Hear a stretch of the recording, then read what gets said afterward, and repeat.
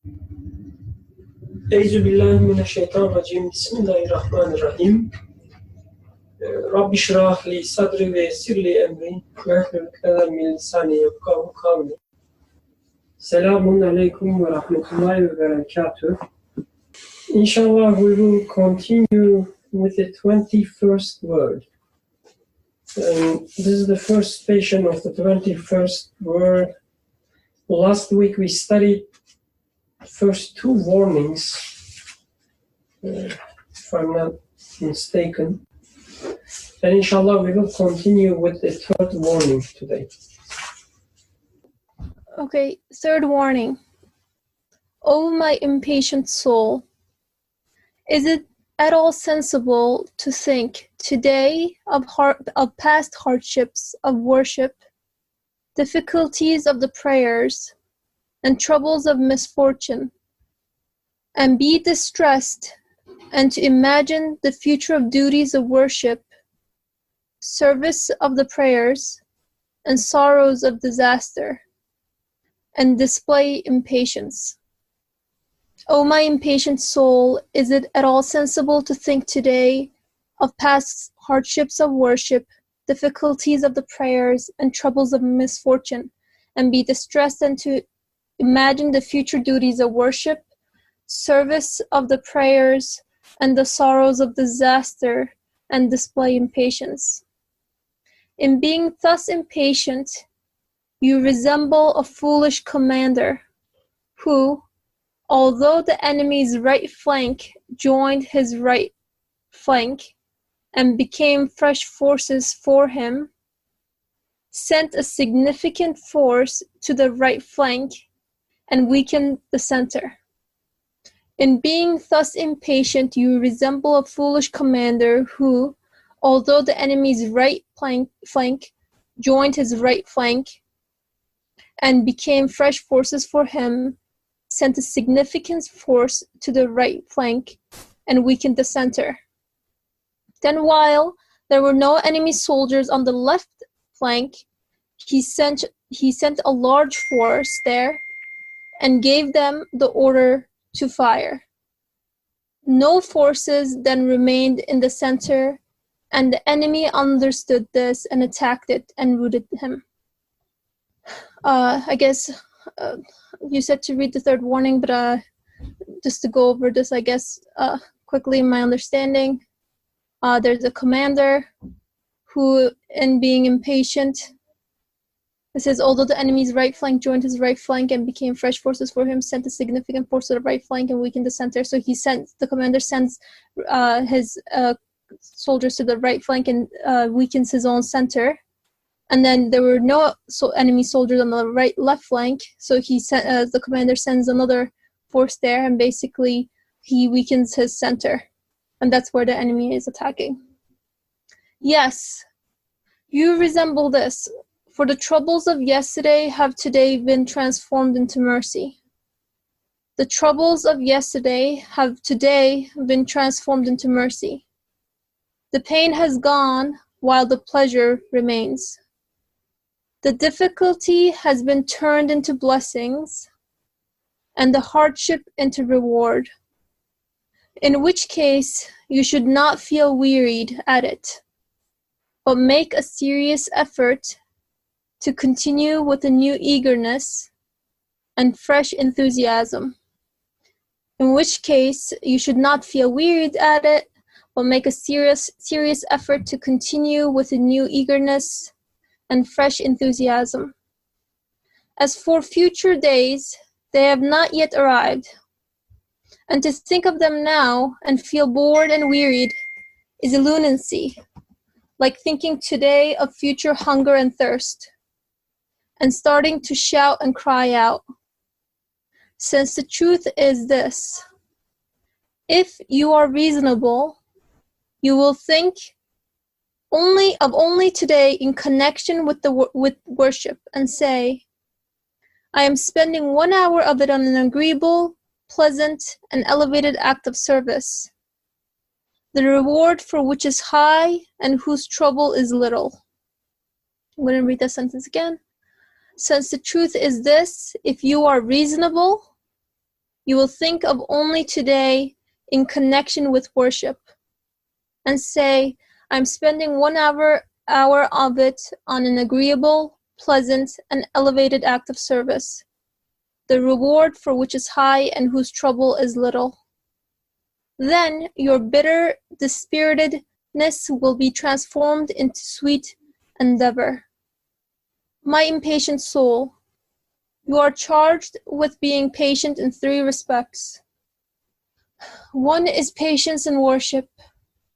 Another is patience in refraining from sin. And the third is patience in the face of disaster. If you are intelligent, take as your guide the truth apparent in the comparison in this third warning.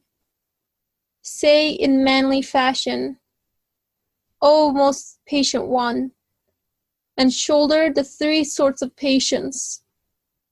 If you do not squander on the wrong way the forces of patience Almighty God has given you, they should be enough to withstand every difficulty and disaster. So hold out with those forces. Jazakallah khair. So Hatice, if you like to share your thoughts, ideas, please go ahead. Like, I don't want to push, but... Sure, I can share my immediate takeaway, I guess. I guess taking each paragraph by itself and in connection with one another, right? I guess the general premise is about the way in which my patience is being spent. That's one aspect of it. Like the commander who sends his soldiers to the right flank and then to the left flank, whereas his center is weakened, and I believe the center is the present, right? He's basically dispersing his soldiers in areas that are not needed and weakening the area that he most vitally needs them. And that is where the trouble begins. Whereas if he were to spend it correctly, then he's winning the fight, I guess. And then in relation to the second paragraph, one sentence that stood out for me here was towards the end of the second paragraph. It says, since the truth is this, if you are reasonable, you will think of only today in connection with worship and say, I'm spending 1 hour of it on an agreeable, pleasant, and elevated act of service, the reward for which is high and whose trouble is little. So I think part of this was probably explained or discussed further in the second and even the first warning. But in spending your patience correctly, then you're no longer almost in a fight, I guess.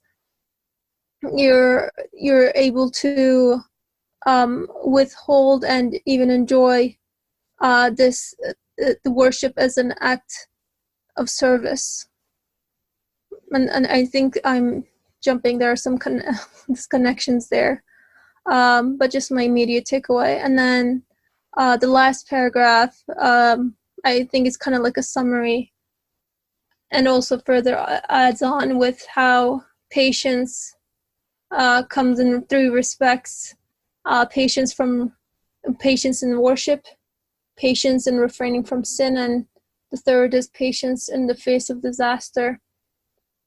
So I guess part of the key here is being able to allocate the correct amount of patience to the correct duty or event in the correct time.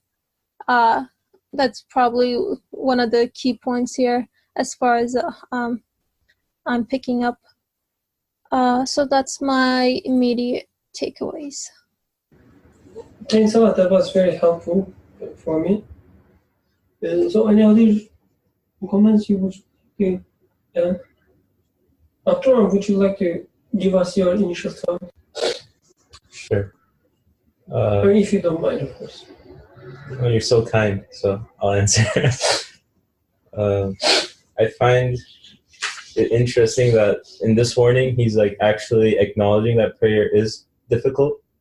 He's saying that yes, it does require patience. Like the first one, in the first warning, it was like you're not eternal, so you need prayer. And the second one, it should be like eating bread or something. But still, prayer is not like eating bread or food. It's still, there's a difficult part to it. He acknowledges that, and he says you should fight this difficulty, or you should approach this difficulty with patience, because you realize you need prayer, but at the same time it's difficult. But if you just approach it thinking, I need to pray right now, and don't think about the, thousands of prayers you have to do in the future or something, then you will do it, and like you will know it's worth doing, and you will have the power and like the strength to do it. So he just acknowledges that it is actually something that has some difficulty and that you should be patient. Some additions to that?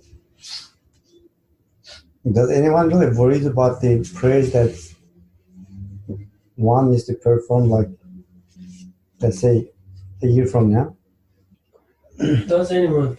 Like when I was reading this text, I was thinking the question, and I guess the answer is yes. Like when I complain, and when I check myself when I'm complaining, like I say, this is too hard. Like the item itself, like the prayer that I need to do at this time, it's not hard at all. Like it just, I don't know how many minutes it takes. You let's say praying Asr, just 4 rakat, right? It will take at most 5-6 minutes, at most. So it's not hard at all. But I guess I don't fake it that way. I say, I have to pray it now and then tomorrow and then tomorrow and then tomorrow, like a day after and day after, as if I'm praying all of them in combination. I guess like I take it hard because I take it as a duty that I have to perform repeatedly. So it is the repetition. Yes. That is the burden. At least I think there is such an aspect of it, yes. And also, like when you look at the past, sometimes I find myself like counting the years. Look, it's been that many years that since I started prayer. Sometimes I count it as to give myself like a strength. Because you've been doing this for many years, so you can stand more. But sometimes it's also becomes a burden when you take it as a duty that you have to perform. I've been performing it, let's say, already for 2 years. Already for 2 years, and now I have how many? At least 70 more years waiting for me, my young body. And then it becomes a bigger burden, I guess. At least, like to me, this is what I do. So you don't do it? No, like I ask myself, like, have I ever really worried about the prayers that I have to pray tomorrow or the next day or week from now if I live? The answer is no. But like, is prayer a burden? Yes, it is. Is repetition of it is a burden? Yes, it is. But have I really found myself like in a situation that I am worried about the prayers that it's going to come, let's say 5 years from now? Not really. Never crossed my mind before. Yusuf seems being the most pious person. What can I say now? After that, out of my piety, I should keep silent, I guess. Otherwise, I will show that I am not pious. If I speak again, I will show that I am not pious. Whatever I say, it doesn't work. I guess my prayer became so much automatic that I am not even thinking about that. So, which is something bad, I guess. But I'm thinking about some other commitments that I am planning to take. Let it be the machine learning course in Coursera, which I started I don't know how many times, and I didn't go any further than the first lecture. So what ends up happening in such cases is, since it requires a long-term commitment, I cannot sit on top of the let's say, table in front of computer to watch for the next one. After I finish the first lecture in Coursera, I generally lost my hope for the next time, because I say, well, there's 5 more weeks that I need to go through, and I need to do this. So it's too much, man. I cannot have this much commitment for that. I guess every week maybe, or every other week, in the example of Coursera, I could, if I just think about that week's commitment, I guess I could find some place to put it there. And this is, of course, just an example for wordless stuff. But it applies to, let's say, let it be studying Quran, let's say. Because I know that I postponed studying Quran for several years and at least 2 years, because I was planning to start studying Quran like a comparative study of different translations, whatever, after I finished graduate school. And it waited for 2 years. I couldn't find enough energy to make this commitment for myself. It was just going to be, okay, for a single day, let's say it is half hour, 1 hour, whatever, which could have been manageable for a single day. But once I consider it as, well, this is going to take at least 2 or 3 years. 600 pages. Yeah, do I have the energy for doing that? Because then I start making it more perfect in my mind. I'm saying that I shouldn't be just quickly going through it, right? And then I make it even tougher for myself. And therefore, for 2 good years, I postponed it, for instance. So I guess if I think about prayer for the same way, without making it automatically, most likely I'm going to find myself in that situation. And most likely when I was first starting it, it could have been this initial obstacles in there. Because Nursi was saying that then he turned inside and then found, because he didn't realize that this was there when this man was asking the question. So I guess with the routine of prayers that you get used to, you don't face this in yourself. Also, what you said about, I was waiting because it has to be perfect, or everything has to be right. I guess this is also related to planning ahead, or considering the things that you do not face currently. Instead of enjoying just one bit of it or one piece of it, we try to, let's say, swallow the entire thing. Let's say it's the Quran. Whenever it comes to my mind that I should study Quran, it simply means just open and read one line. It is studying Quran, or just one verse. Just enjoy it, read it. But you cannot do it because, you have to swallow the entire Quran. You have to make a commitment for, let's say, 6 months, 1 year, in which you will not do anything else but just studying Quran. And it doesn't work. I guess same goes with prayer as well. Whenever we think about praying, or whenever we start, think about starting prayer, right? I remember, when I wanted to pray, it was always there, yeah, but once you start, it will not end. As if I don't start, it won't be there for me waiting. But once you start, it will not end. Are you sure that you will take such a commitment? As if, I have a guarantee, just like in the, was it first or second? First, right? The first warning. Oh, my wretched soul, is your life eternal, I wonder? As if I have a guarantee that a document, I don't remember the adjective he was using, it was hard to read. As if I have a document that tells me for sure that I have all these years ahead of me. So I get worried. Oh, Birkan, you have to pray, all these years. In reality, it's just this moment. You have to pray the Asr prayer for 4 minutes. That's all. Nothing more. I think that's really the key point of this third warning. As far as man is concerned, like past and the future is non-existent. It is not created, or it's like past is gone into, as far as we are concerned, it's already gone into non-existence. And future is not created yet. So the only thing that you have is really the present moment, not even the date, the moment that you are in. And author seems like inviting the readers to the awareness to realize how foolish it is to worry about two different existence or two different time frame that doesn't exist. So what you usually have is just the present moment that you are in. And he's just inviting to realize that just that is the only existence that you have.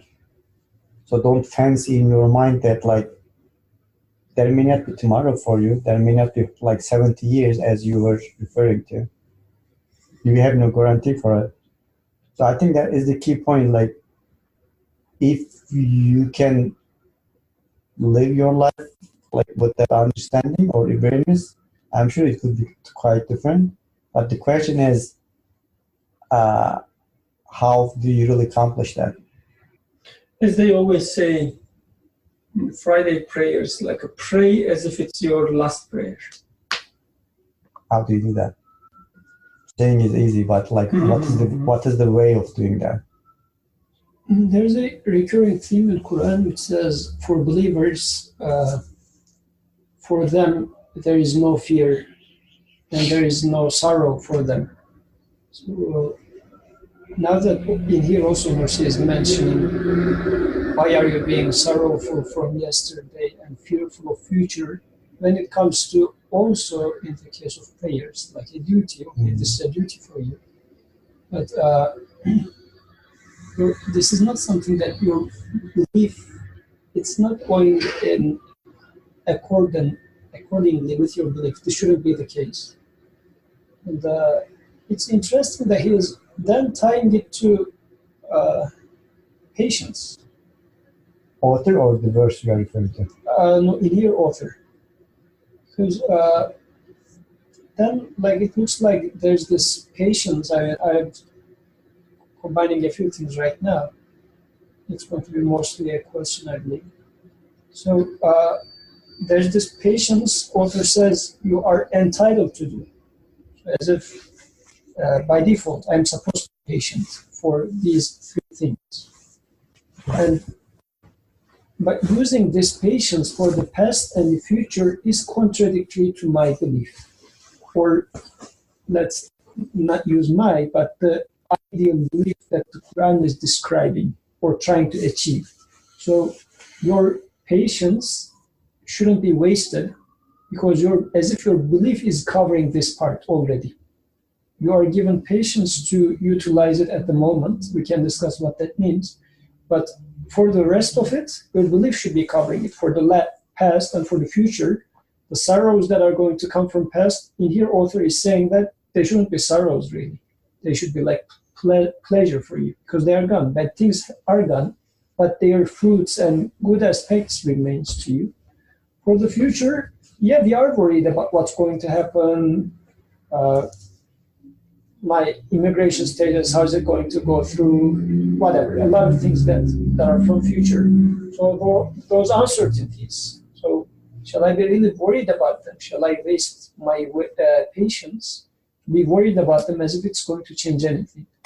So I guess in this sense, ideal belief that is being targeted by Quran's teaching should saving me from these two. In any case, including Salat as well.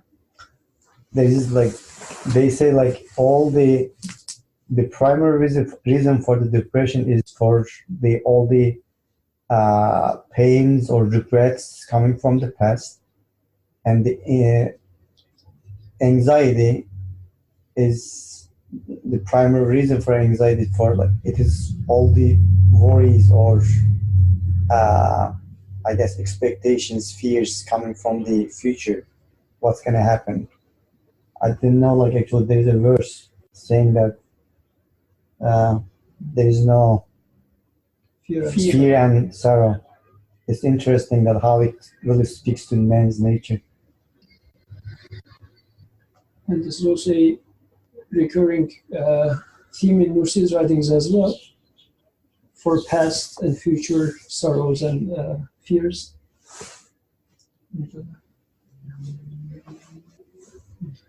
This, I guess, directly goes with the prayer as well.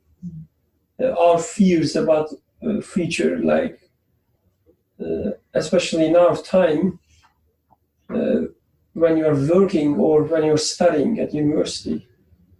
So it may, sound easier to pray at home, let's say, but whenever you think about the prayer, you think about the time that you will spend at the campus or at the workplace. And you say, but, I won't be able to pray there. And what if I'm in a meeting? What if I'm in such a situation?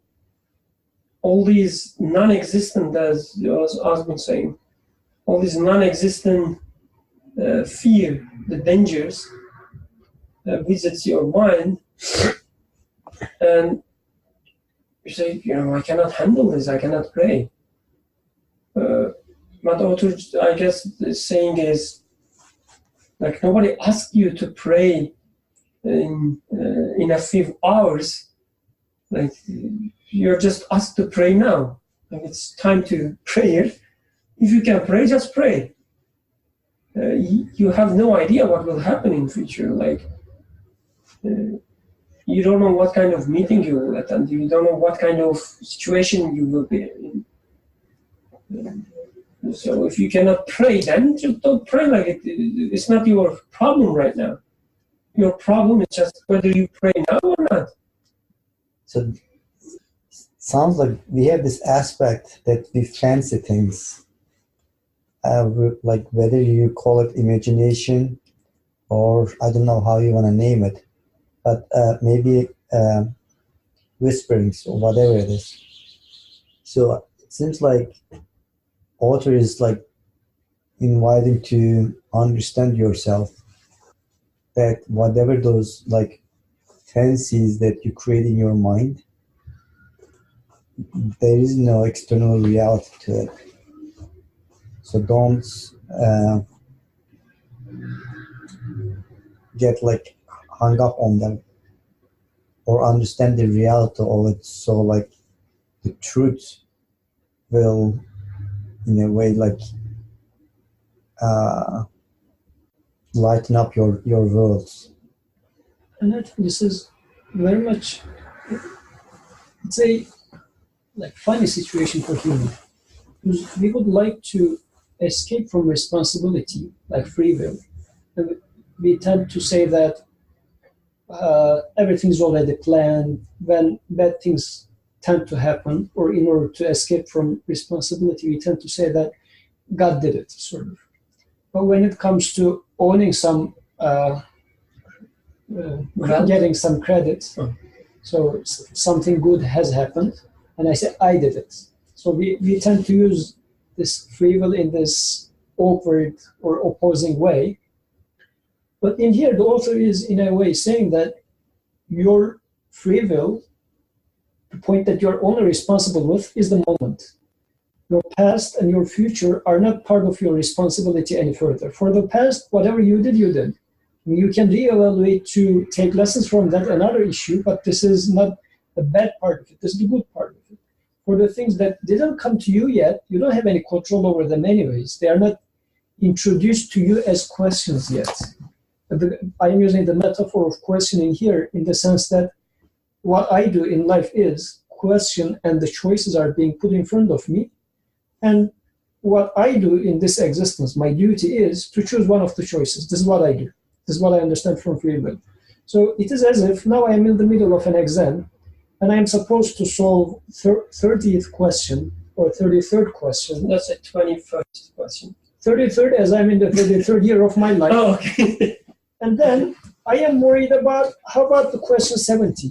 I haven't seen the question yet. I don't know if I will be able to counter that question, but by splitting my focus, that I should be spending on the question that I am right now solving, because this is the one that I'm supposed to be solving.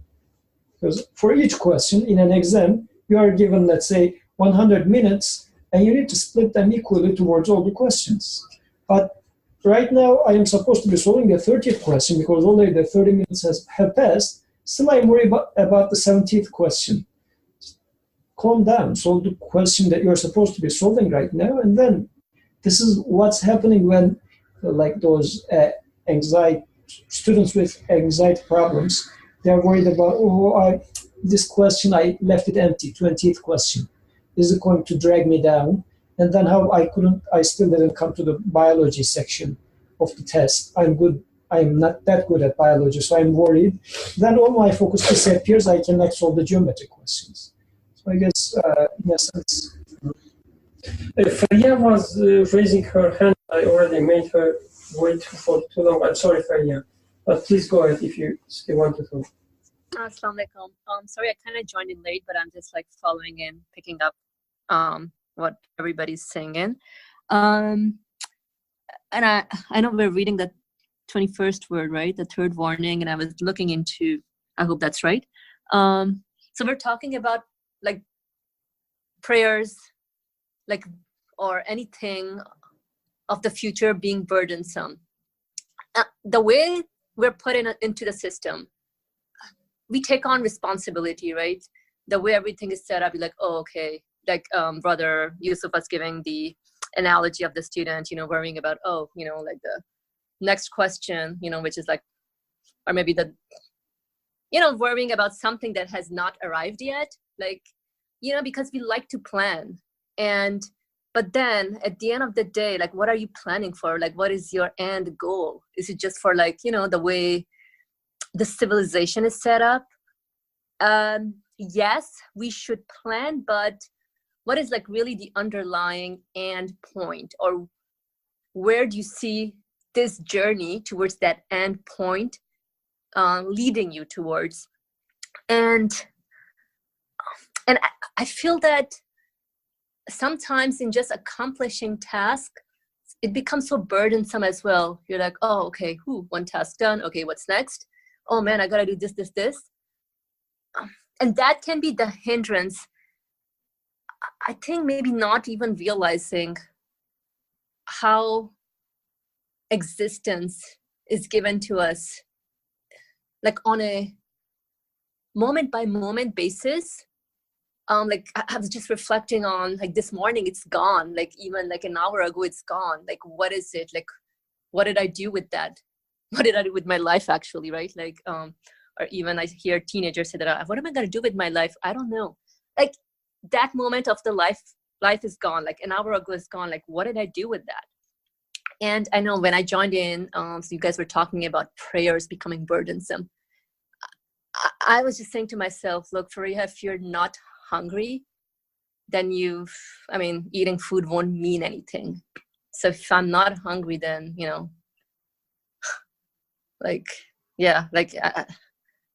eating food would be, like meaningless. So really the whole notion of anything we do, there should be like a drive within us, but like the drive and the strive should be really geared towards the real purpose, or should be very meaningful, the drive within us. So yeah, okay, I'm hungry. Okay, that's how it is. Fine. Okay. Let's say you don't eat for a day. Obviously the next day you will be given hunger. But like really, so now this is the moment or the opportunity to really reflect on this need of being given hunger. But it's rough when you're in the moment, right? Not to like communicate with the universe just for communication's sake. I gotta eat, but no, like what does it all have to do at the end of the day? And like food is like really the most prominent relationship or yeah, that's what we do, right? We're given hunger and we eat. So that's like very prominent for everybody. Everyone can relate to this, right? So starting from this need and then really connecting it for a more higher purpose should be it. And so like really, what does prayer mean? Like if I don't feel the need, if I'm not hungry, then yeah, it won't mean anything. And similarly, I'm like, oh yeah, I was really preoccupied, and I'm really speaking to myself right now at work. Like I had this in the back end of my, oh yeah, but excuses, life goes on. Like 3 months would go by, be like making excuses. But like, hello, it means you're not taking it seriously. Like, okay, I have to. So you have this little need, like, yeah, I gotta pray. But then, oh, you know what? I had this meeting at work. Oh, you know what? This came up. Oh, let me do this. Oh, okay, cool. So now it's like really at the end of the day, and you're really almost about to drop dead. And now there we go. Let me go acknowledge. I mean, that's like really cheating yourself, where in the back end of your mind, you know what's going on, but it's a choice, I would say. It's usage of free will. So, I mean, I guess it's good to realize or recognize one's neediness, and it's good to be given hunger, because only through that you would appreciate or acknowledge the source of existence of this need to satiate yourself through this need of hunger. And similarly, prayer means what? Oh, now you're satiated, so guess what? It's an automatic response to what I ought to do. It doesn't have to be a burden. It's really, this is it. Now I'm satiated. Let me, express myself to whatever is it that I believe in. Or, yeah, just wanted to share that in. Oh, thanks. Jazakallah khair. Hatice was raising her hand for a long time. So after you, if it's okay. Go ahead, please, Hatice. Thank you. Something Faria said kind of struck out to me along the lines of like having the motivation to do something, right? So this reluctance that we were talking about before we commit to like a long-term commitment. So what Brother Yusuf was talking about, or before you, I guess, like enroll in a university, or you accept their acceptance, that you're making a commitment there for a couple of years. I think this sense of reluctance that we may feel at the beginning of kind of taking hold of this responsibility, in a way, it also kind of makes us, it should, I guess, push one to kind of judge for themselves whether or not whatever this commitment is worthy of the time that one will commit on it, right? So I think at least one fine point that looks to it is at the same time, this commitment that I am pushing myself towards, or this commitment that I'm taking a responsibility over, that I'm making, is it really worth my time? And if we say yes, then we started. I think perhaps the struggle that may happen, at least in relation to whenever I have to pray, and I can pray 5 minutes later. I don't have to pray right now. I still have another hour or whatever. Like even the tendency to kind of push the prayer for the end, the last half an hour, as opposed to when you could do it earlier or do it at all.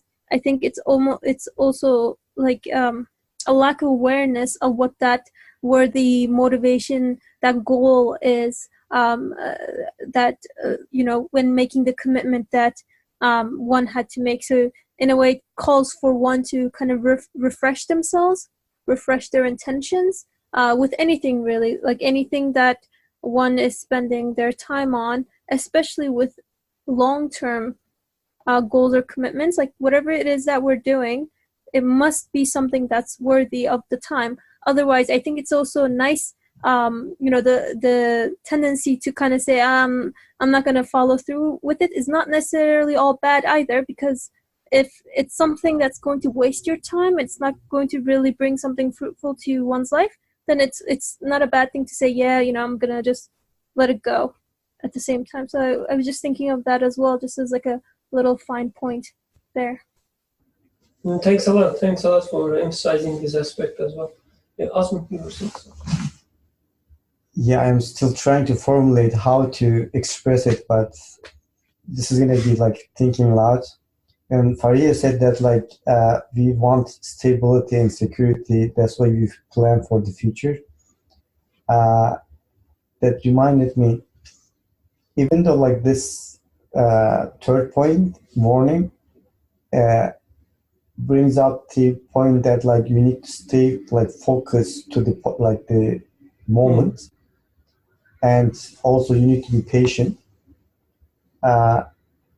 It seems like there is this like implication of like how you should be practicing your free will as well, like trying to just combine with what Yusuf was saying earlier and what Faria was talking about. So on one hand, like we are charged, like we do have a free will and we need to make the choice.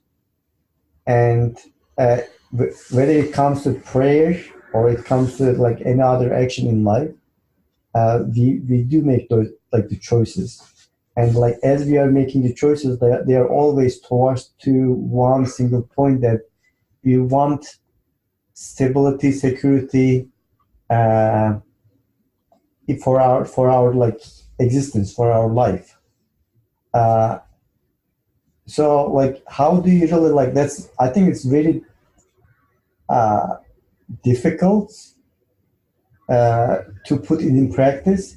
How do you really combine that? Like on one hand, you are charged with the free will, you have the free will and you are charged with making choices. But on the other hand, you need to be patient and focus on the moment and completely rely on God in terms of the outcome. And also have the awareness that as far as you are concerned and your existence is concerned, there is no past and the future for you. So all you have is the moment that you experience.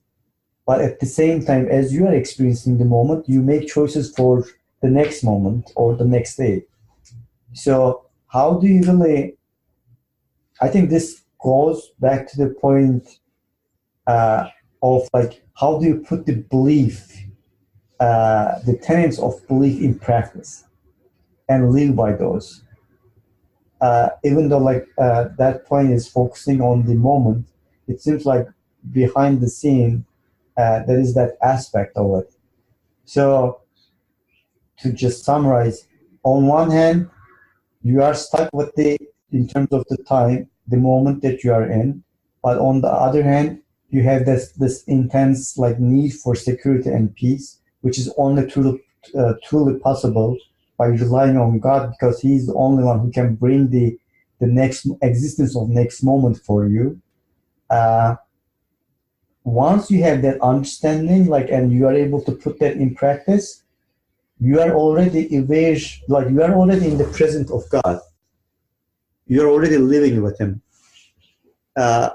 And if one can do that, like doing a daily prayer shouldn't be really like a big deal, because you already live with that consciousness. And it happens to be in the time of the like prescribed prayers during the day. You already have that understanding that you are in the presence of God, so you just express that in the form of like prayer as well. Theoretically, it's like it makes sense to me, but like when it comes to putting that in practice, like it's extremely difficult. I don't know like how one can really achieve that. I guess the one point is, at least from the author, the way I see that he's been obviously praying all these years, but still learning something new about his belief through the experience he has here. So he didn't wait for his, let's say, belief or understanding to be perfected. This is not like I know. what I mean. No, I totally agree. Like what you say, I totally agree. Yes, he did it to just when you say that the prayer as a, let's say, you didn't say automatically, but as a conclusion maybe emerges. I guess there is, yes, this aspect of it. There is also another aspect, which is the prayer itself is the part of your understanding, part of your belief. Like, it's not like, first you believe, first you make sense of They're your life. inseparable. Yes, exactly. First you make sense of your life, you come to conclusion, and then you say, okay, now I have the conclusion, and this is my conclusion, I should pray. As if it is you making this decision. Like, it's up to you. Like, I will decide when to pray and when not to pray, because, first I need to understand, and then while I understand, oh yeah, this is the inevitable conclusion of the life that I should pray. But even for Prophet, it didn't work like that. Right? For Prophet, he didn't wait, let's say, till the end of the last khutbah in the Mount Hira, right? No, Arafat, sorry. And then say, okay, now I concluded my message, now I will start praying. This is my conclusion. At the very beginning, like through the first, I guess, the set of revelations, I don't know how many years it took, but the Jibreel alayhi salam came and taught him how to pray, and he started right away. So what I understand from this history, like this narration, historical narration, like from my perspective, is that it's a journey. The belief is a journey itself, and journey does not end with the prayer. The journey, in some sense, starts, maybe not immediately, but after a certain, let's say, not in the first word, but at 21st word. Not the 30th word as well. It's at the 21st. Even before that, we studied, was it 6th, 7th? From the second, beginning with the second word, we talked about worshiping. So yes, so it starts, your journey starts with prayer, because prayer will teach you something. Through prayer, as author does it now, for instance, you will realize something. There is no, like the way I understand, like there is no such thing that you will achieve a state of mind in which prayer will be so easy, because it's the conclusion, right? You already know that it must be there. You will be like in so much peace, and the prayer will be automatic for you. At least it didn't work with Prophet. It didn't work like this with the Sayyid Nursi. Sayyid Nursi, in his, how old is he now, writing this 21st word? I'm sure not 20, that much we should, or 30s, yes, 50s, right? He's still trying to understand the truth of the prayer. And he's doing so by practicing the prayer. This patience part. That's what I, yes, what. So I guess this is meaning of a hadith. That Messenger says, man is responsible for 3 types of patience. One is this, and although the translation says worship, it is, I was checking the original text, it's ta'ah, and it means obedience. So it, I guess it encompasses a larger meaning that instead of patient, he uses obedience. No, worship. Okay. So the first type of worship in here, it says, first type of patience, it says for worship, but the original word is wider than that. Okay. Submission. It is submission or obedience, obeying. So somebody gives you a command and you itaat. Yeah. Okay. So the second one is refraining from sin. The third one is patience in the face of disaster. So I was thinking, how is that? Why is that? I mean, do I agree with that? It sounds as if this is part of my job definition. I mean, I created you as a human, and this is what I'm expecting out of you, as if. I mean, the wording is as such. So I'm trying to see, first, how can I confirm that this is a duty on me? Is it like this is a duty that I should accept, or if you would like to be happy, accept it, or I mean, why shall I accept this duty? I'm trying to see this aspect of it. So let's then start discussing the patient part. Abdurrahman, you're sitting patiently there, so would you like to share your insights into patients that you practice? I have no insights into patience. I'm very impatient. So what do you mean with, like, I'm very impatient? I'm asking seriously, not to try to get words out of your mouth. I hate waiting for things, or I hate investing into things.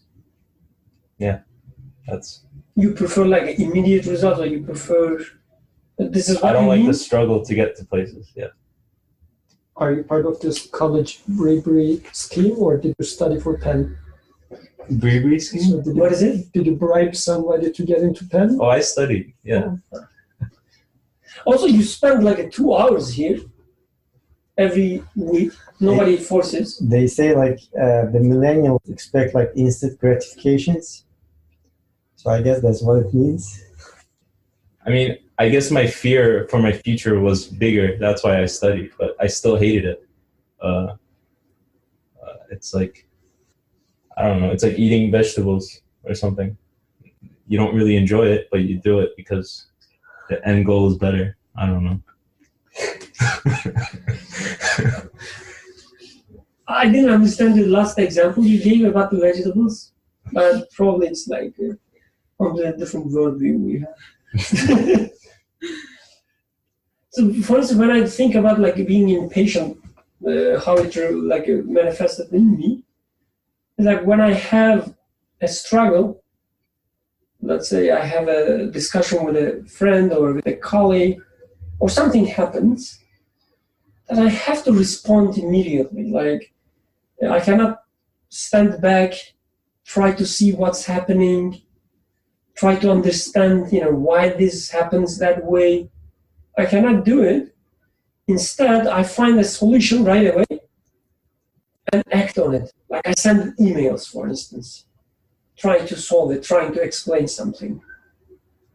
But whenever I do the other one, whenever I step back and try to see what's going on, not that, I do not try to, forget it, but instead trying to understand it, like what's going on, what happened. And at least to me, it takes a few days to understand things. But still, I want to make an action, take a step right away. From that aspect, I'm impatient as well. And I guess it's also like applied what he says here, like patience in worship or submission, patience in refraining from sin, and patience in the face of disaster. Like when we face a disaster, instead of just starting screaming, maybe we should start to try to understand what it means. So like, since he brings up the patient in this context that is something to do with prayer and worship, like the patience itself, like, do you think it should be also like understood in the context of like belief, like because like he says, being patient for worshiping and like refraining from the sins, and also like at the face of disasters. So like, other than just being like, oh, like this is what I am giving, I just have to suffer through it no matter what, so like I better deal with it. Is it the kind of patience that he's talking about here, or there must be an aspect that looks to the belief itself? Would you like to? No, it's a question I am just asking, because like it is what it is. You just suffer through it. Like, try to enjoy. Like, if that's the kind of patience we are talking about, where is like, I guess, where is like connection with God? more like what does it like that kind of attitude, that kind of understanding? It's just the opposite, right? What If there does is it have no to do God, with God? if there is no order, you have to be patient because, I mean, if you take the patient as you said, it's just the opposite of belief, actually. Yeah, like things happen this way and I cannot stand, so I don't have any chance but being patient. Yeah. Feria wants to say something, but before that, Yusuf, you like to add some comment? Yeah, Okay. Yeah, Feria, I should go. Okay. Feria, it's your turn. Yes, I've been patient, waiting. Just kidding. So this sense of patience, this being impatient, that's how I find myself with. That's how I'm hardwired.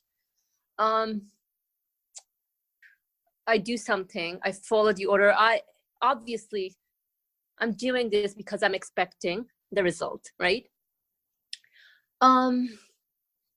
Somebody tells me, hey, guess what? Behind this door, there is, some kind of treasure in there. Oh, really? So now I know where the door is and all that. Obviously, curiosity is there as well, right? That feeling is there. And, but we have to wait for the locksmith, right, to come and open it. Oh, great. So, this whole impatience part, being not patient or impatient, that's how we are.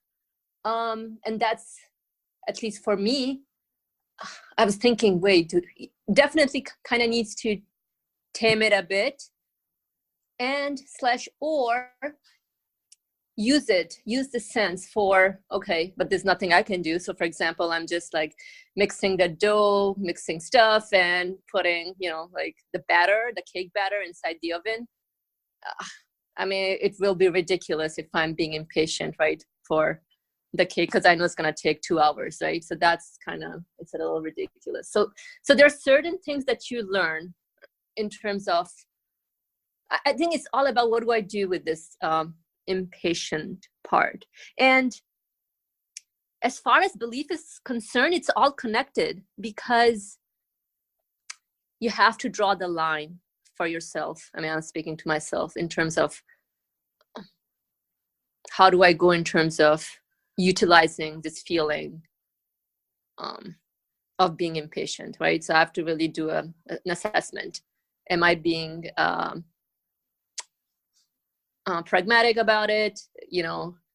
Yes, I know that it takes 2 hours for the cake to at least come into existence, and obviously another hour because I'm gonna let it sit down in room temperature, because if I eat it warm, then I mean, it's not gonna be that. I mean, it's gonna be, you have to wait. So definitely, I have to be reasonable with how, with knowing that I need to be patient in this and this and this. But speaking about, behind this closed door, there's this treasure, or the veil, the universe points to something. So what is it? What is it, right? That can also put you in a state of agony where you're like, okay, like I can't wait. Hello, I don't know, like I'm not a researcher, but people who are in research, they're like, okay, let me find this out, right? So they're just kind of like their whole time, like expecting results or so on and so forth. So I think that the point I'm trying to make, and finally what I'll say, is that we do have this feeling of being impatient in certain situations, but it's really, what do I make out of this feeling is what matters. I have to be reasonable in terms of, okay, this is, how much effort or, time for me is required for this, and B, okay, what is really essentially what I'm looking for, really, essentially. Do I just want the cake for the sake of the cake? But like, what do I make out of this experience? I think that would be everything in a nutshell. That's all I wanted to say. Thanks. So again, I was thinking about these types of patients, and am I really supposed to take them, or is it an option for me to take? Because He says, you are charged with being patient. So is this being charged, is it just by words, Quran charges me, the Creator charges me by His speech, or can I also confirm that I am charged with it? And it looks like I am charged with it in both ways. Because, again, going with the original words that Nurse uses in there, he says, patience on ta'at, which is like obedience, which they translated as worship. Patience in ma'asiyah. Ma'asiyah is from isyan, so rebelling. So, which they translated as sin in here. I mean, this is also a proper translation, but the root is rebelling. So one is obedience, the other one is rebelling, and the third one is for the calamities. So just looking at the first two, for example, if I'm going to, now we are at the fourth level of an apartment.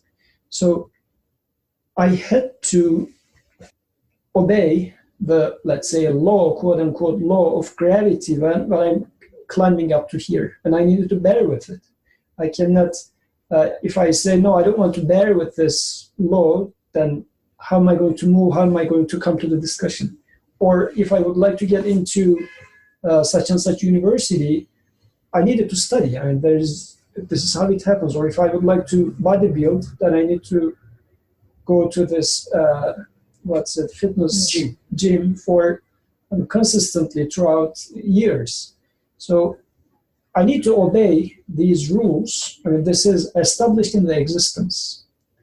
Likewise, if I go against them, let's say if I keep eating sugar stuff and don't go to gym and expect my muscles to grow, my belly will grow, not my muscles. So now I'm going even against it. So I am like, rebel. I am rebelling against the order now. And I am, by that, and also there's this sort of tendency in me to go and eat sugar. But by that I should put some sort of restraint, saying that I should be patient, not to get to there. I shouldn't be eating sugar, and I should be going to a fitness or to the gym. So these sort of things are already in practice in life. So I guess likewise, this should also be extended to the speech of the Creator, because my behavior when it comes to my relation with the Creator is now extending with the speech of God to my day-to-day behavior, how I interact with people, how I interact with my Creator. This is where now the matter of prayer comes into the picture. This is another extension of the same pattern. So in there, the Creator now says, worship me. And consciously worshiping, everything can become a conscious worshiping, including going to the gym or not eating sugar. But also, I guess it starts with, since this is like you can be respectful to your father, but your respectfulness to your father should be spanning all your actions towards your father. But I guess it would start with your speech to your father. As if, for example, you are addressing your father by his name, but then it will just cascade it, go down, and everything else would be pretty much as disrespectful. So, because just for clarification, in this culture, maybe it's not okay.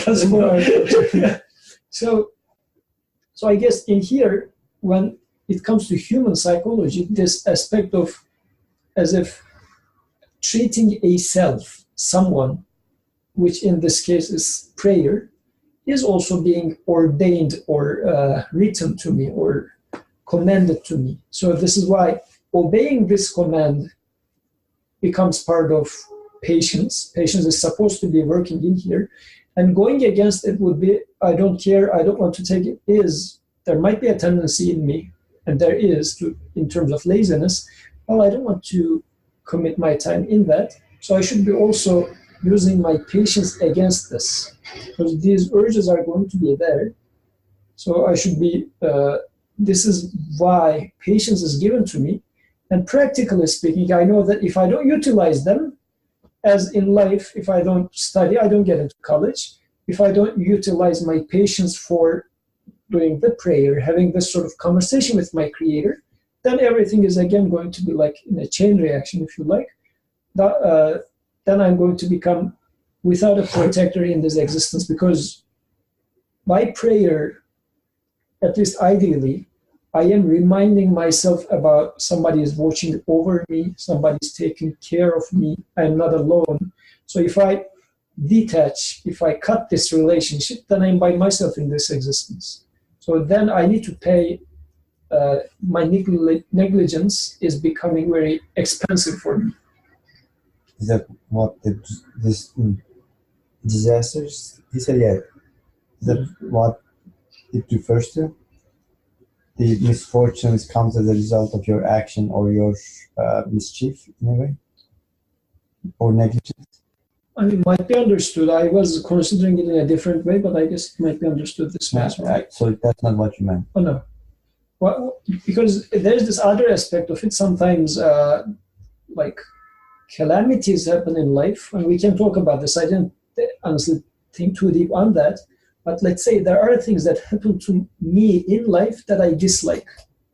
So how do I react to those things that I dislike? Because if you pay attention, when Abdurrahman was talking about his impatience, he used the word I hate. So there are things that I dislike. So how do I just go away with them? How do I live with them? Is it like I dislike, so I quit? Is this how I do it? Is it an option for me? Or in this life, I am given with it. So how do you do that? It's not that somebody is asking, would you like to take it or not to take it? No, you are given with it. So how do you deal with it? Is it like simply saying that I hate it? This is what I guess in here when he says patience in the face of disaster. I mean, an exam might also be a disaster, like an exam that you take at school. Yeah, because I dislike it. This reminded me a conversation I had with a friend, a close one. Like I was telling the friend that you should do this, and the response was, I don't like it, I hate it. And I said, I don't ask you to like it. Like you should do it. Like you don't have to like it. You don't have to, how to say, take it as a pleasure, but this is what is right for you. Like this is what you should do. And it was not even, I was trying to force to do something. It was right for the friend. So I guess like being patient is, in that sense, it's like seeing what is right for me, what is not right for me as well. Like it's not only, as Osman was saying, like, oh, okay, I have to do it.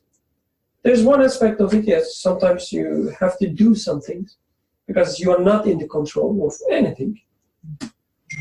But also there's an aspect of, I guess, being patient is trying to find the reasoning on it, like why it was given to me, why it was ordered. And trying to understand what is right for me, what is not right for me. Not acting on, as you were saying, like on your immediate feelings. Like, I hate it, so, like, yes, you are a human being, you can hate things. But it doesn't mean that, like, you can discard everything that you hate. Because hating is a feeling that may come and go as well. It's something created, right? Like it won't be there probably in a few minutes. So anyway, given the limitations of human, which we are all limited, and this is a fact, and that we process with time, then patience becomes like mandatory for me, for any of the three.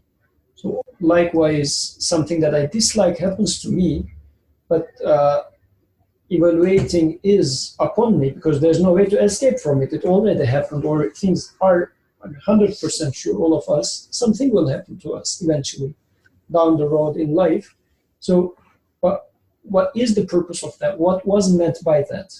And this requires, if you like, calmness, trying to understand what's going on with it, which, in a sense, is patience.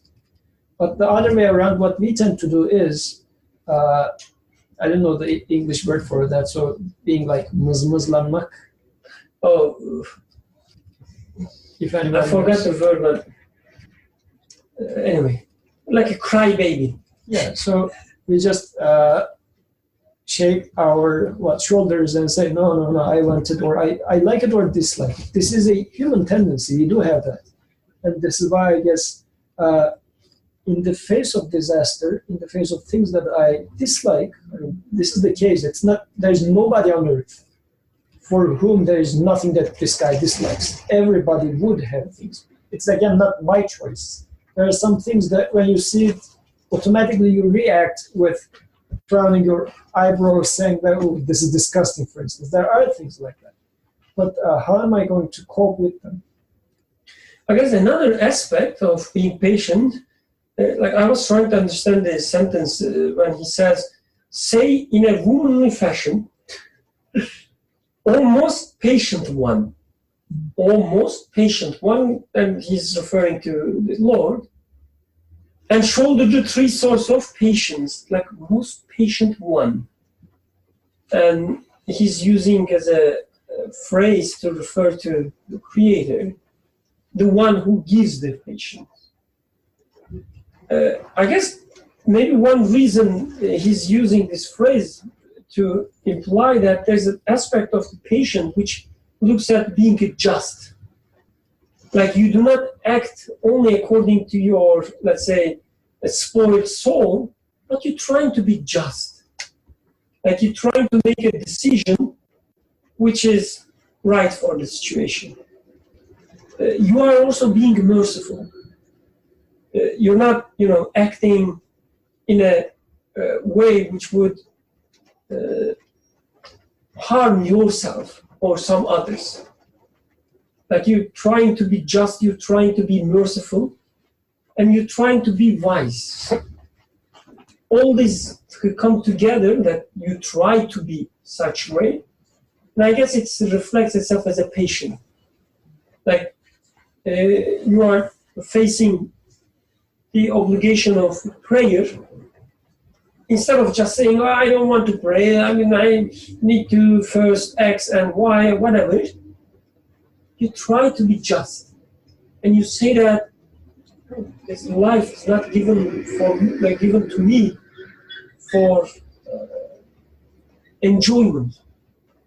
It's not like I'm using enjoyment in a narrow sense.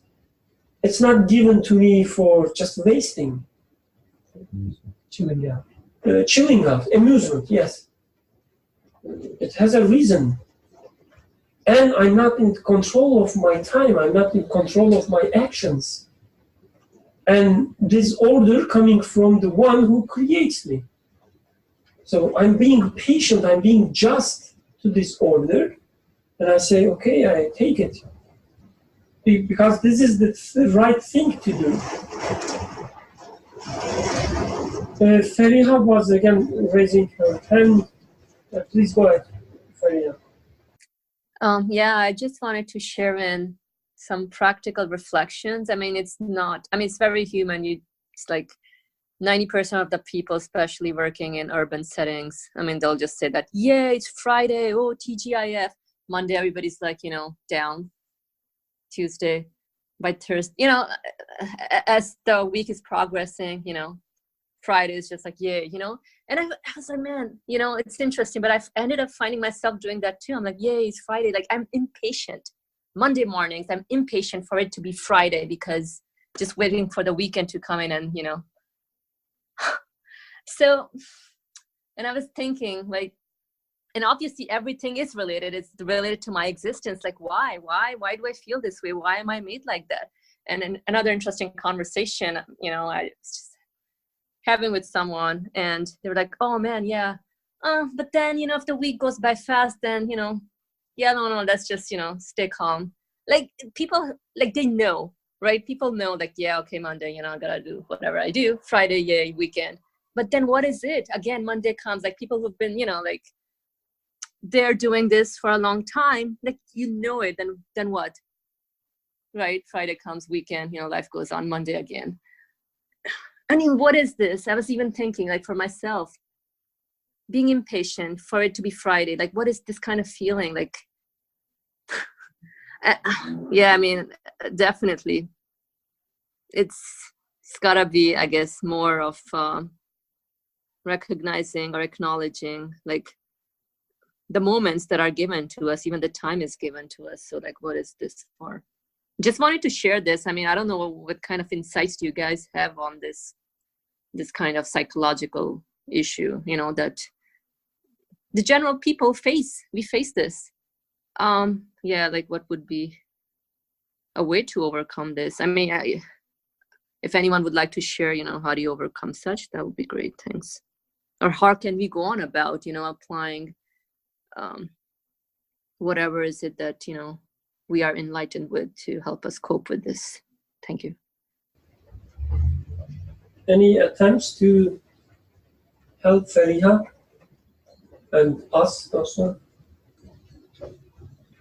Asim, would you like to help your sister?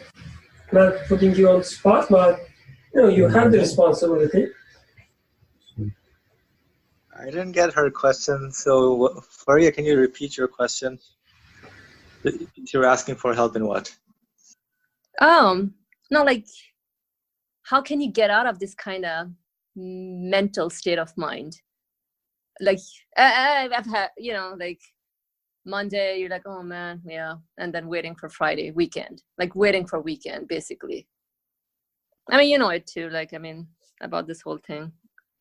But generally, like, what should the approach be for such? Fariha. Yeah. Okay, go ahead. This is half serious, half joking. You know, like, who really knows the answer to that question? Gypsies. Like, they really live the moment. They have no worries about the past, like, or like the future, and they are always all about the moment that they are in. But I don't know how they accomplish that. Like, you need to find a gypsy to answer that question. Gypsies from California. Like, I haven't met many gypsies here, so like I am mostly like making that comment based on my experience, the gypsies in Turkey. So like, I guess gypsies from California would work too. Wait, so they have the solution to this kind of issues?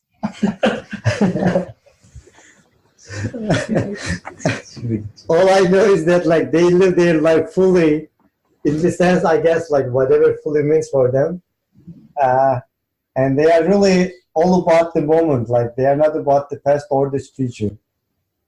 Oh, is that bad? I don't know what gypsies are much. Maybe Asim can help us with this. Okay, thank you. So, you know, the gypsy is a joke actually from Osman, because they don't really think about it. They live in the moment, you know, trying to enjoy themselves, whatever they can get. But for us human beings, you know, I can relate to what you're saying, Fariha, about the, you know, why on the waiting for the weekend and Monday, but that should not really be the case, although it kind of has become in the culture and the society based on the, you know, the societal pressures of work, and then weekend seems something that is more of a, you know, you're away from work. So going based on what Abdul Rahman was saying also, like he, you know, I can relate to that also. It's the same thing basically, you know, you're just doing it because you have to, you know, like going to, like studying and going to college and doing whatever field you studied because, you know, there's nothing else much better to do. And this is something that is set to like secure your, whatever the future in this kind of society. But, you know, again, in terms of the patience that this author is talking about in terms of the worship and the patience and all the three patience that he's really enforcing. It's interesting also why it's, the verse says, you know, in terms of, for such prayers are enjoined on believers at stated times.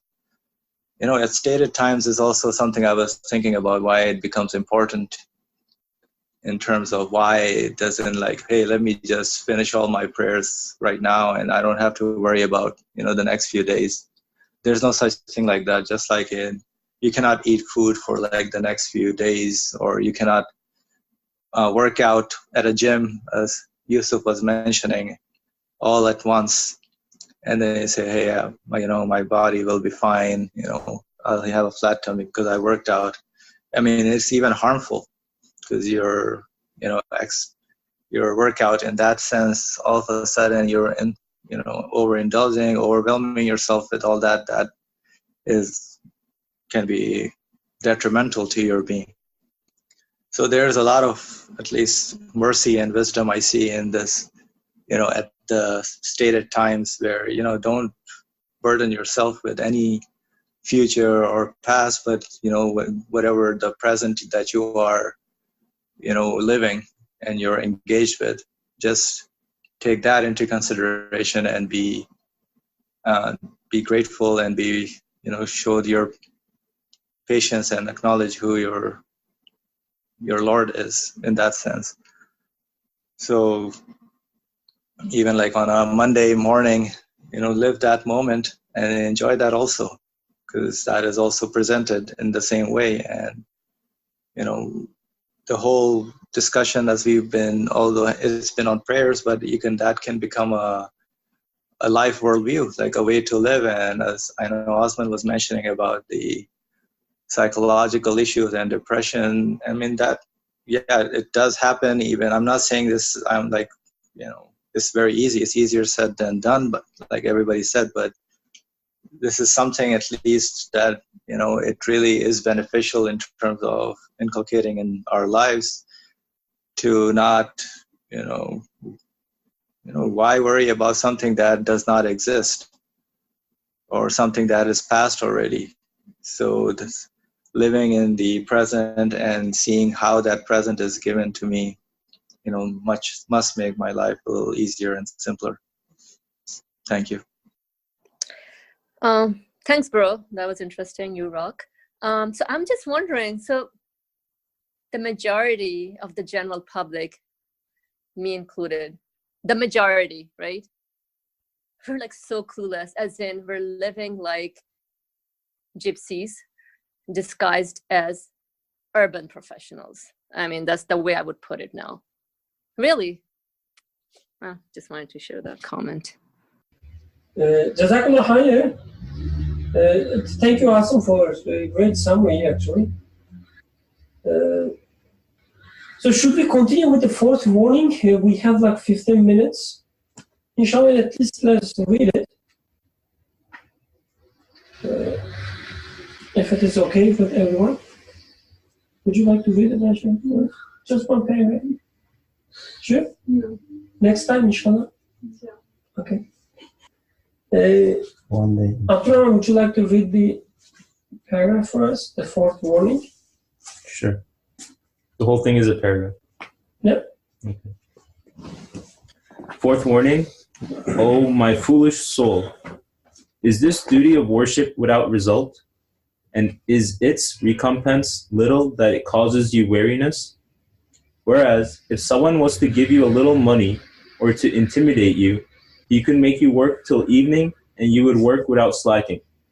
So is it that the prescribed prayers are without result, which in this guest house of the world are sustenance and wealth for your impotent and weak heart, and in your grave, which will be a certain dwelling place for you, sustenance and light, and at the resurrection, when you will anyway be judged, a document and patent, and on the bridge of Sirat, over which you are bound to pass, a light and a mount? I didn't understand this one, so I'll reread it. Whereas if someone was to give you a little money or to intimidate you, he could make you work till evening, and you would work without slacking. So is it that the prescribed prayers are without result, which in this guest house of the world are sustenance and wealth for your impotent and weak heart, and in your grave, which will be a certain dwelling place for you, sustenance and light, and at the resurrection, when you will anyway be judged, a document and patent, and on the bridge of Sirat, over which you are bound to pass, a light and a mount? Are their recompense little? Someone promises you a present worth 100 liras and makes you work for 100 days. You trust a man who may go back on his word and work without slacking. So if one for whom the breaking of a promise is impossible promises you recompense like paradise and a gift like eternal happiness, and employs you for a very short time in a very agreeable duty, if you do not perform that service, or you act accusingly towards his promise, or slight his gift by performing it unwillingly, like someone forced to work, or by being bored, or by working in a half-hearted fashion, you will deserve a severe reprimand and awesome punishment. Have you not thought of this? Although you serve without flagging in the heaviest work in this world out of fear of imprisonment, does the fear of an eternal incarceration like hell not fill you with enthusiasm for a truly light and agreeable act of service? This paragraph is an interesting paragraph. I guess there are some parts which goes in the opposite direction of we try to approach to the author. But this is also his own words. What do you mean it goes opposite direction? He's like, at least to me, it's obvious he's talking about some future benefits. Yes, you can, like, there are some aspects he says you can enjoy in this life as well, like in the moment, like the reward within the action itself that exists. But there are some aspects of it which relates to the promise that's being made by someone. Sorry? Promise to come.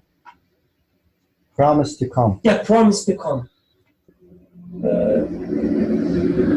And also he's talking about punishment, he's talking about incarceration like hell, filling your enthusiasm, filling you with enthusiasm and so on. So let's start, inshallah. You will go to hell if you don't pray. I guess Feriha might be a good place to start from. Why? I don't know. She was saying that all of us are gypsies. Oh, okay.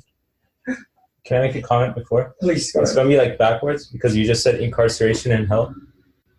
So I guess the image of Feria explaining like the work week to me, and I'm still a student, so when she explains it, it seems like incarceration and hell. You work all week and then you wait for the weekend and you go back to work, and so that type of lifestyle seems for me, it seemed like an incarceration and hell. So maybe the author is not speaking of like a hereafter, or we could still understand it in more like we usually do. Or let's say we can find evidences of truthfulness of such claims Yes. about the future. Yeah, like we can also see it now. You know what's worse? Not Monday morning, thinking about Monday morning on Friday evening. This part I cannot make much comments because, to be honest, I don't have any problem with Monday mornings or Fridays. So, alhamdulillah. You're in paradise.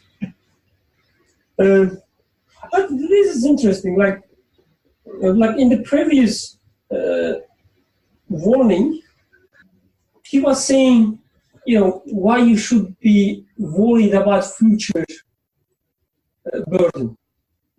You only should concentrate on the moment. Now he's just contradicting, quote unquote. He's just contradicting himself and saying that, do you know what?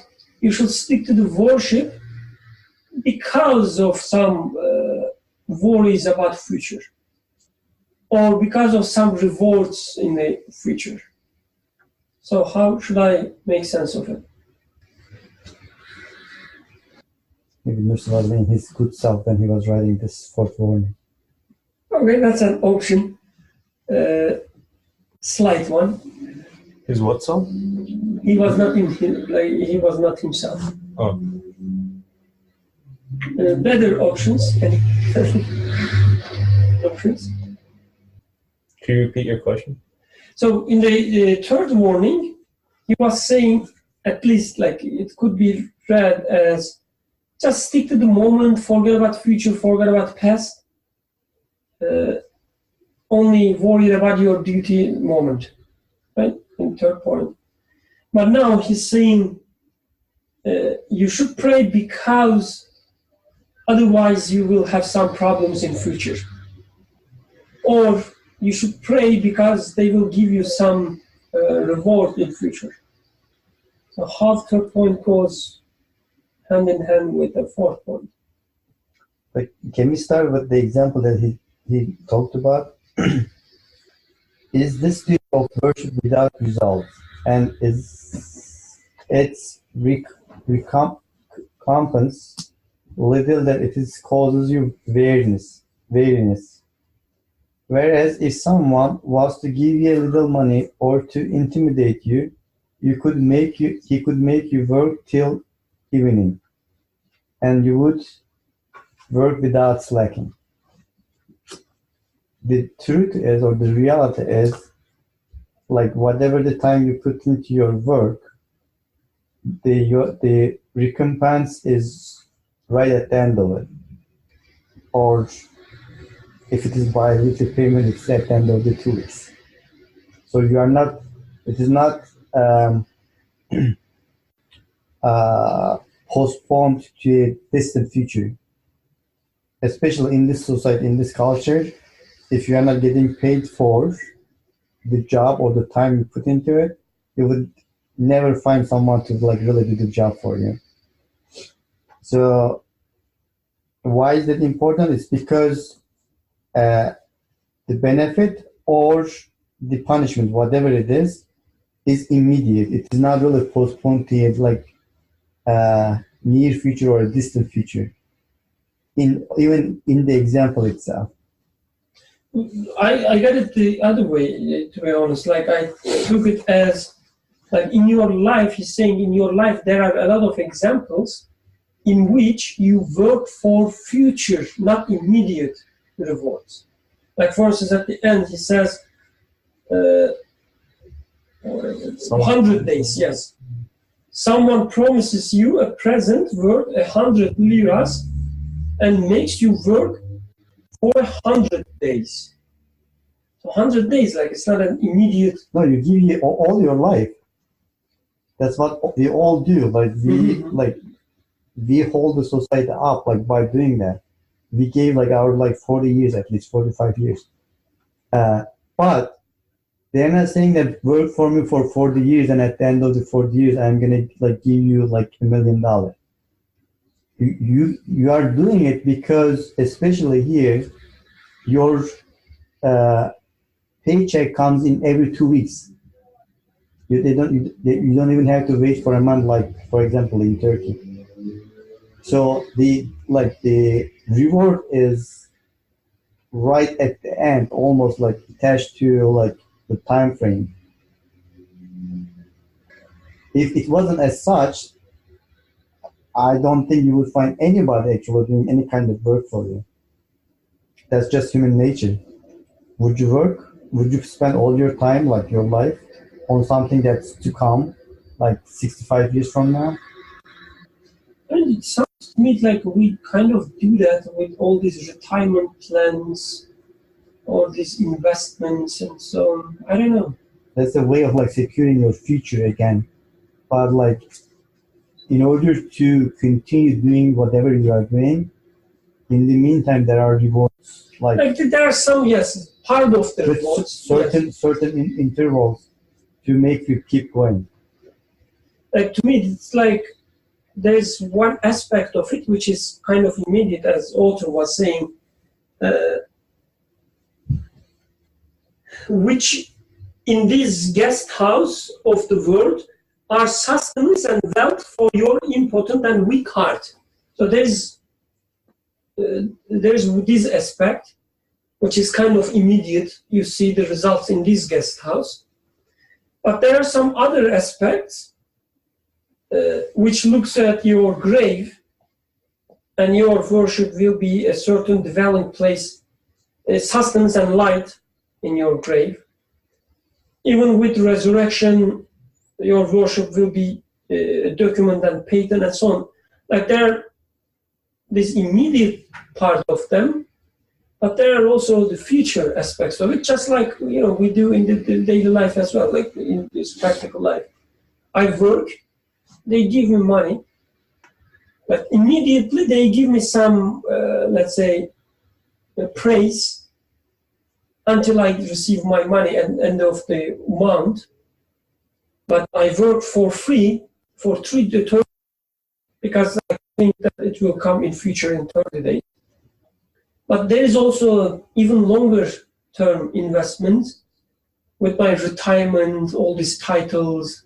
I become, now I'm X, and then I will become Y, and then I will become Z. Like all these aspects, I guess, immediate and future, they're all there together. But if at the end of 2 weeks, if you didn't get paid, would you continue working for the people saying that, oh, like, that's okay, even though you didn't get paid, like, for your past 2 weeks, but we are gonna pay you like 2 weeks from now, or the next year from now? Would you keep doing that? I guess that's the reason. Like, the answer is possibly no, and that's the reason he's talking about like breaking the promise. Like, you are sure that he will not break his promise. That's the thing. Like, even the same thing with the organization that you work for. Like, you keep doing whatever you are doing because you continuously collecting your paycheck, which establish a trust for your expectations. One day will come true, or they will make it true. Well, anyway, so I think why is that? Sorry, why is it important? Because I think it is if you don't really understand who we are as a human being, our nature, that is the first stepping stone. That's how you button up your shirt. If you button up the first button wrong, then everything else is gonna be wrong. Definitely. I just what I'm saying is just I think the human being is not live just for the moment. But anyway, I think author in the original text is using a language which can be taken in both ways, and apparently the translator take it in the future tense. This is why she keeps using will. In the original text, the author is using a perfect tense, or no, present tense. So we can truly apply the general methodology that we get used to for Nursi's approach in here. But I guess if you understand it the other way around, yeah, it's a meaning that wouldn't hurt maybe. But checking the original text, I see that the author is consistent in his approach. Because even when he says, a more faithful translation would be, for example, the first part is okay, which in this guest house of the world are sustenance and wealth for your impotent and weak heart, and in your grave, which is your certain dwelling place, he says, not will be, which is your certain dwelling place. And in elsewhere, he is already expanding this, saying that your moment is your grave. So he makes interpretations as such. But in here also, apparently he's using the language consciously, saying that your grave is already your dwelling place anyways, and which can be applied to the moment as well. And it's again if you consider your moment as a grave, then your prayer is going to be a sustenance and light for the moment that is passing by. And at the resurrection, which you are being, which is your judgment anyways, he says. Again, he uses this present tense in here. So if, and actually not necessarily if, which is really the case, if you look at your regrets, just check for yourself, why are you being regretful for the things that you did wrong? There's this constant judgment that's happening in you despite your will. Sometimes you want to forget things and you cannot. And especially if you are sure that you did something wrong, you keep remembering it and be regretful about it. This judgment is also an ongoing thing for you. It's not that after you die, this is going to happen for the first time. Not really. I mean, there must be a major judgment for sure for everybody, but throughout your day-to-day life, you are being reminded about this, being held accountable. And the author is careful about using the language in here.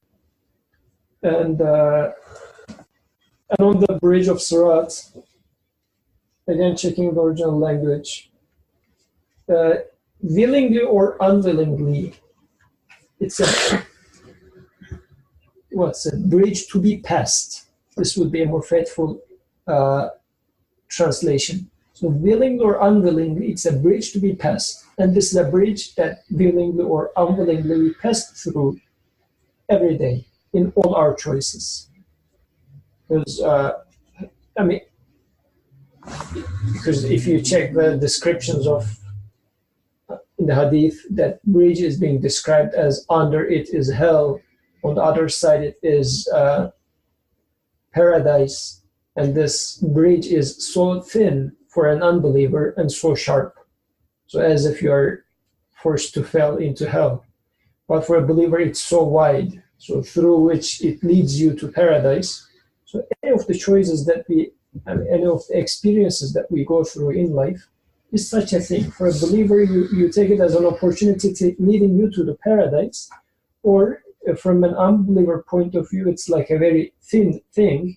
And once you see the, let's say, experience or trial, the way you would like to take it, from the beginning, you know that I'm going to fail this. I'm going to fail. I will not be able to, I don't know how to get out of this. I don't know how I can find the creator in this experience in front of me. An example that we keep giving, earthquake or a sickness.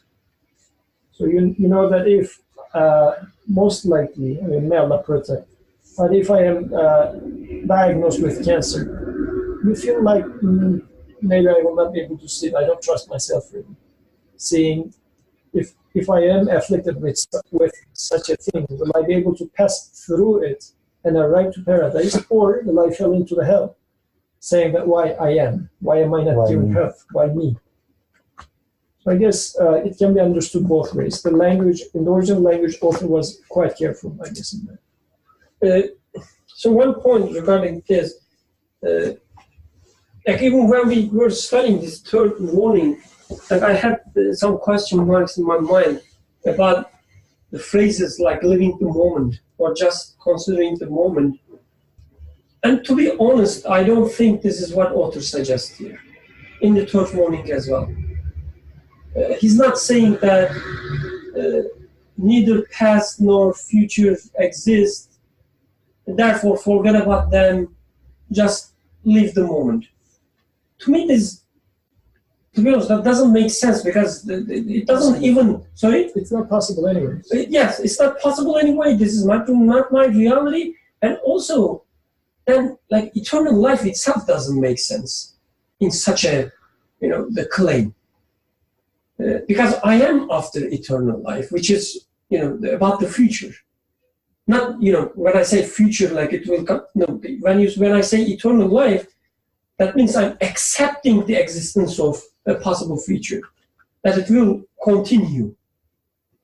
So anyway, but I guess maybe a better understanding of the third warning and then relating to the fourth warning is, yes, you have worries about your past, regrets, and you have voice of fear about the future.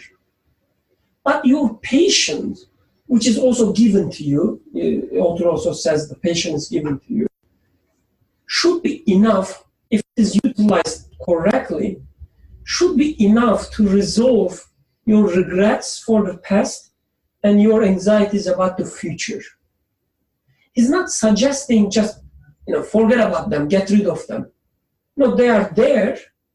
And also you are given tools like patience so that they will cover, as Yusuf was saying at the very beginning, your belief should cover both the past and future. And you are left with your free will in the moment. So I guess he's not suggesting that a future, forget about it, it's not even exist. He says no future is there waiting for you, at least promised to you. The eternal future is promised to you. What does eternity mean to you? I think this might be a better point, though. One way to understand it, eternal life might be future life to come. But another way to consider it is like pre-eternal existence of knowledge of God, let's say, Ezel and Ebed. So this should be considered, I think, as boundless of time. So I see. It should be like I am realizing that the life that is being given to me is from an eternal source. So eternal life should be accessible to me from now on. So this is why if you die before you die, then you get into paradise, meaning that it must be a consciousness which says my life is already eternal. I am connecting my life to the eternal life. So, the way we understand it, again, since we are the life that I experience, the way I know of life is sequential. But apparently, it might be an alternative understanding of life, which says eternal life, it's as if ever existing sort of a life to be experienced. So, but this is, I don't know how to comprehend at that. least Theoretical. This is very much theoretical. I mean, I'm not speaking something that I experience or whatever, but at least the word eternity, eternal life, should not mean long to this, like as if timeline and to the positive infinity. Not like that. I see. Then I guess maybe a better way to say is like whatever our interpretation is, it shouldn't sound as if we're saying, your anxieties about the future, they're just illusions. They don't even exist, that you don't have to worry about them. Because this way of understanding is already what the secular thought is trying to impose. How is that secular? Sorry? How is that secular? That How is that like tomorrow, the existence of tomorrow, as far as you are concerned, because in his sphere, there is no time. But as far as we are concerned, we are bound with time, right? Mm-hmm. And we are living the moment. And forget about the tomorrow, the next moment that, like, if it's not created for us, it doesn't exist as far as we are concerned. As far as I am concerned, so how is that secular understanding? As far as I am concerned, what exists right now is my yearning for tomorrow. And okay, you have that expectation which looks to the eternity, but you're yearning for the next moment, existence in the next moment, is not there yet. So, like, how is that? Like, I'm just trying to understand why you think that it's a secular understanding. Because if you say that this is the moment you have and nothing more, there is no responsibility at all. So I think, if I might interrupt, actually I was having a conversation with a friend on Tuesday or Wednesday, and we were having some along these lines. The conversation were along these lines, and the friend was defending live the moment. And I was asking, how do you live the moment? Because this person is definitely coming from a secular background, and for some historical reasons with his culture, he was against the idea of God from the very beginning. He just closes. I mean, there's no meaning, whatever. So, but he's using the same word, saying that live the moment. And I was asking, how do you live the moment? Because with that worldview, you shouldn't be able to say this word. I mean, you should be filled with sorrow because you cannot close your brain that the sorrow is coming from past. How are you going to forget them? You cannot pretend. And you should be having some worries for the future. But he was saying that, yes, this is the case, but you need to be in peace with it or be happy with it. So if these were the general speech, I guess what I understand from Gökhan is saying is that the reason why you think it's secular? Because, like, of the comments of the gypsies that enjoy the moment? Because live the moment, enjoy the moment, they are all like, these are the phrases that are used a lot. Because people, they don't have the answer for the past nor for the future. That's why the only thing that they have is the life itself, and they are trying to make the most of it, right?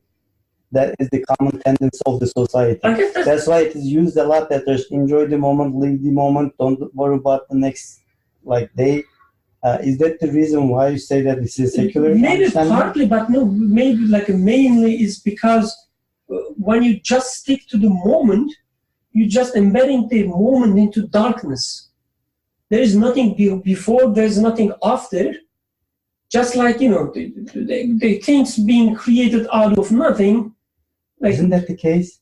So It's not the case, no. How it is the case? So when you consider qadar part of it, things are going to be different. Yeah, but That's why I guess qadar should be that's the reason why I said that it's extremely difficult to practice it, because that to me it is the practice of the belief matters, and that's just one aspect of it. That's why I didn't dwell on it a lot, because there are other dimensions to it. And this is the reason why I said that author is pointing out one aspect of it, which saying that past or the future, as far as you are concerned, that's exactly what the example is saying. The army example. Yeah.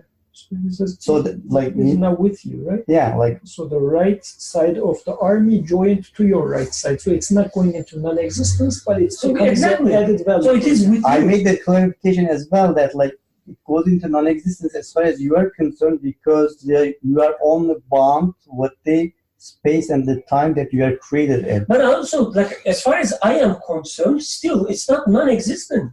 I have my memories of the past. Yeah, you can argue that. That's why, I didn't want to, maybe, anyway, okay.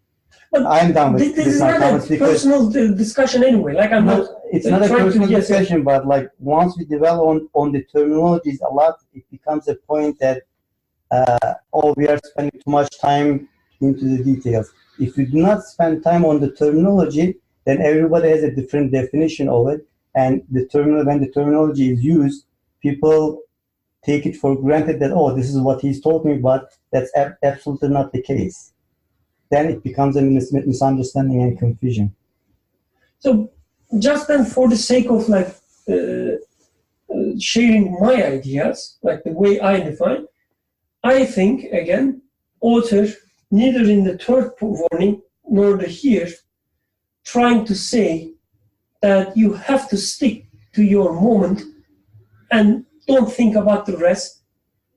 Just spend the moment the best you can spend. And that, I think, he's not suggesting that, one thing. Instead, he's acknowledging the existence of past and the future in different forms in you in the moment, and how you can deal with them when it comes to the, let's say, obligations, how you can deal with them with the patience. And here in the fourth warning, again, the way I understand it is that the author is saying, just like in your practical life as well, you do work for future reward. I mean, at least... Okay, I get it, but that's not how I understand it. Anyway, so I think he's clearly saying that you do work for the future reward. Because to me, 3 days or 100 days, you can play with the scale and say that it's immediate. And I guess examples are not immediate, about the immediate. So he says in the fourth warning, he making connection between your current state and your yearning for your future states. That's the way I understand. Thanks for clarification. There are some comments from Feriha. She says, if you reduce existence to only birth and death, then yes, that is a secular view. Rather living the eternal moment, not just the moment. I think the phrasing may be the same, but the meaning is completely different. Completely opposite. Completely opposite, yeah. And I can understand why there is a confusion there. And the second part, that's why it was a joke, maybe I shouldn't make that again. saying that the gypsies part, that is the secular understanding of the same phrase, but that's not what I mean though. Apparently I spoke a lot. I apologize for that. We should conclude, but we will conclude inshallah with Abdurrahman's Before you comment. conclude though, did you just answer the question how the third and fourth fit together? Because I'm not sure if that question is answered, and it seems very important to me. Make a better. So I think what I was trying to say was, author is talking about the moment. As I was referring to the original text, that the language that he uses can be read in the present time, or if you read it like the traditional way, you can refer it to something that will come in the future. If you read it in the traditional sense of understanding of afterlife or bridge of Sirat, but you can also read it as which the language allows, and apparently author was aware of it, here and now, including the eternal hell, because we didn't talk about eternal hell yet, but am I afraid of eternal hell? Meaning that am I right now afraid of having purposelessness? Because purposelessness, if you truly experience it, puts you to eternal hell right now. You don't need to hell actually, like when you go through that meaningless life. Because it's disconnection from anything. It immediately puts you to nothingness. Nothingness is eternal hell. Like it's eternal because you're getting disconnected from existence. Although your body might be experiencing a life, but your consciousness is totally disconnected from everything. Suffering. So this is why eternal, he's saying that, aren't you afraid of eternal hell? And in the scripture, the Creator is promising for eternal happiness. Aren't you yearning for eternal happiness? And is eternal happiness going to come afterwards? He says, no, do your prayer, you're going to attain eternal happiness, because eternal happiness is this attachment. And you can make this attachment when you are in here as well. So, because to us, let's say, eating the chocolate is happiness. Chocolate is happiness. So if I consider paradise as this sort of a happiness, it's not eternal happiness. I mean, no matter if it comes 100 years later, 5,000 years later, still it's a limited happiness, right? But eternal happiness means it's something that once you connect your security of, you're sure and secure that there is an ever-existing one, I have an ever-existing supporter. So this would be my eternal happiness, which I can step in right now. And this is what the prayer or the Creator is promising and saying that do prayer, you will attain this. And is the patience, just because you're praying but you don't feel that eternal happiness at that moment, be patient, because maybe it'll come at sometimes. You won't feel it all the time. Or you're not trained enough yet. But this is what you should be aiming to get. So partially you're understanding it, let's say, and if you check your life, I check my life, you just start gaining like smells of it time to time, but it's just expanding to you.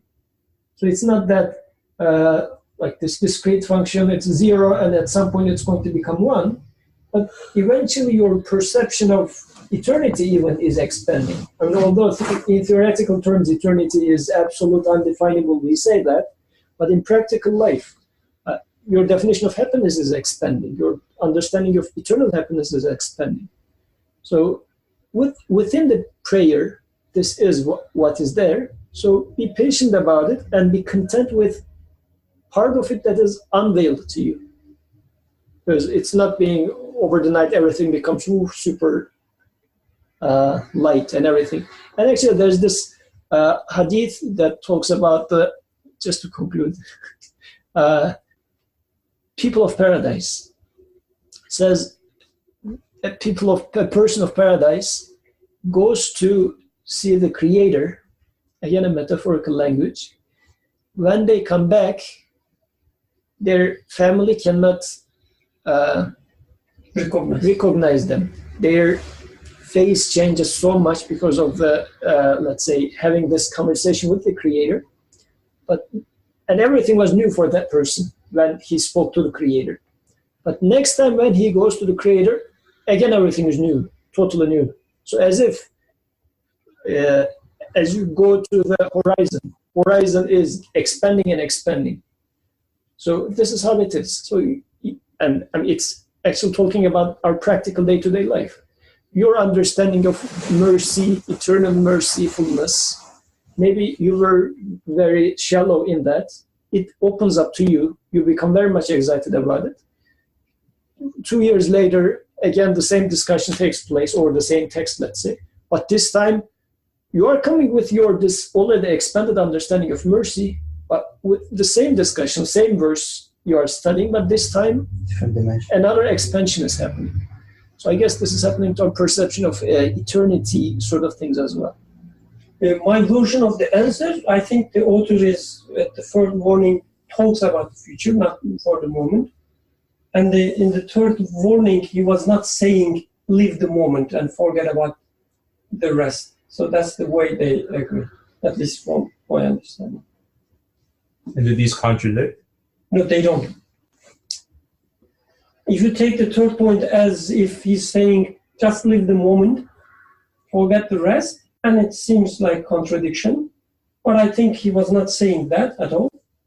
And in the fourth point, at least, like I'm not saying, the reward in the moment is not true, but at least here, I think the emphasis in this future aspect of it.